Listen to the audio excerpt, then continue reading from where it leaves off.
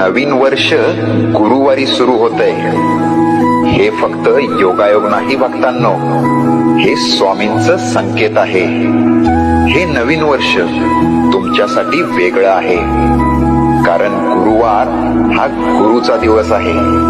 आणि गुरु जेव्हा सुरुवात करतो तेव्हा अर्धवट राहिलेलं आयुष्य पूर्णत्वाकडे जातं.